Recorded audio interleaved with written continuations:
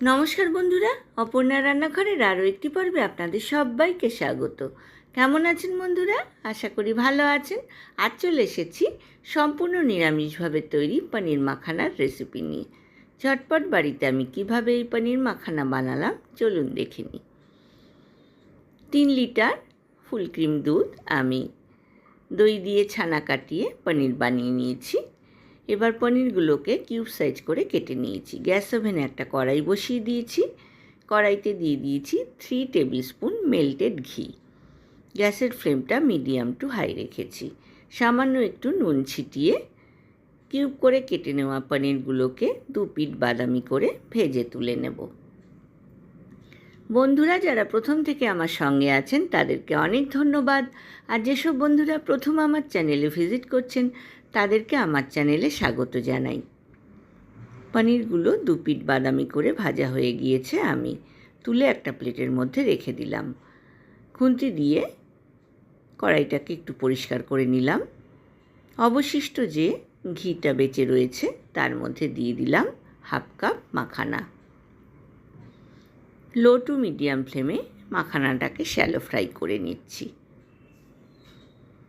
এইবার মাখানাগুলোকে তুলে আরও একটা প্লেটের মধ্যে রেখে দিচ্ছি। আমি কিন্তু এখানে আর ঘিয়ের ব্যবহার করব না। কড়াইয়ের মধ্যেই দিয়ে দিলাম 2 দারচিনি, 2 লবঙ্গ, 3টে ফাটিয়ে নেওয়া ছোট এলাচ, 3-4টে কিশমিশ, 3-4টে কাজু, একটা বড় সাইজের বীজ ছাড়িয়ে নেওয়া টমেটো, 3টে শুকনো লঙ্কা, 3টে কাঁচা লঙ্কা, 2 টেবিল স্পুন পোস্তদানা। খুব ভালো করে নাড়াচাড়া করে নিচ্ছি।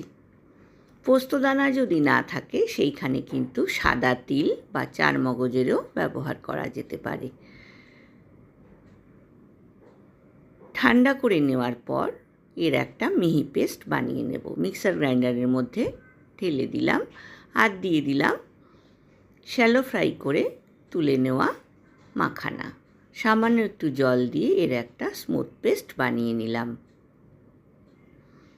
কড়াইতে দিয়ে দিয়েছি আরও 2 টেবিল স্পুন মেল্টেড ঘি।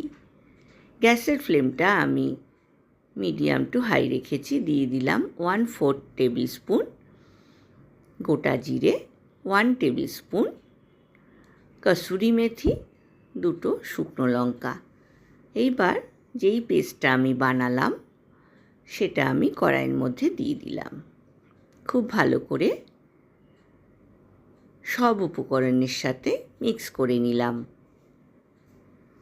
এইবার দিয়ে দিচ্ছি স্বাদ মতো নুন, হাফ টেবিল স্পুন জিরে গুঁড়ো, হাফ টেবিল স্পুন ধনে গুঁড়ো, 1 টেবিল স্পুন কাশ্মীরি লাল লঙ্কার গুঁড়ো। আমি কিন্তু এখানে হলুদ গুঁড়োর ব্যবহার করিনি। দিয়ে দিলাম হাফ কাপ ঈষদুষ্ণ জল। খুব ভালো করে মিক্স করে নিলাম। ঝোলটা সামান্য একটু ফুটে উঠতে দিয়ে দিলাম মিক্সার গ্রাইন্ডার ধুয়ে নেওয়া আরও হাফ কাপ ঈষদুষ্ণ জল। 2 মিডিয়াম সাইজের আলু আমি ছোট টুকরো করে কেটে নুন হলুদ দিয়ে ভেজে তুলে রেখেছিলাম। আমি কিন্তু এখানে চিনি দিলাম স্বাদ মতো। ভেজে তুলে রাখা আলুগুলো কড়াইয়ের মধ্যে দিয়ে দিলাম। আপনারা কিন্তু ইচ্ছে করলে আলু দিতেও পারেন, ইচ্ছে না করলে স্কিপ করতে পারেন। এইবার দিয়ে দিলাম ভেজে তুলে রাখা পনিরগুলো। সব কিছু খুব ভালো করে মিক্স করে নিলাম। নুন চিনি ঝালটা কিন্তু আপনারা আপনাদের পছন্দ মতো ব্যবহার করবেন। ঢাকনা দিয়ে লো টু মিডিয়াম ফ্লেমে রান্না করলাম আরও 10 মিনিট। ঢাকনা খুলে দেখুন পনির মাখানা কিন্তু অলমোস্ট ডান। আমি কিন্তু এর মধ্যে আর কিছুর ব্যবহার করব না। তৈরি হয়ে গেল গরম গরম পনির মাখানা। আমি সার্ভিং বলে সার্ভ করে দিচ্ছি বন্ধুরা। রেসিপিটা ভালো লাগলে লাইক কমেন্ট শেয়ার করতে কিন্তু ভুলবেন না। পাশে থাকা বেল আইকনটা প্রেস করবেন, তাহলে আমার নতুন নতুন রান্নার নোটিফিকেশান বা আপডেট কিন্তু আপনার কাছেই প্রথম পৌঁছবে। যে কোনো নিরামিষ দিনে বা উপোসের দিনে কিন্তু অনায়াসেই এই পনির মাখানা বানিয়ে ফেলা যায়।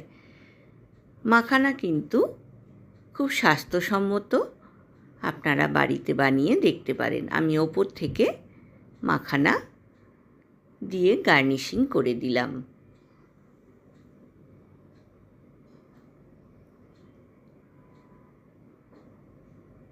আশা করি আজকের রেসিপিটা আপনাদের ভালো লেগেছে।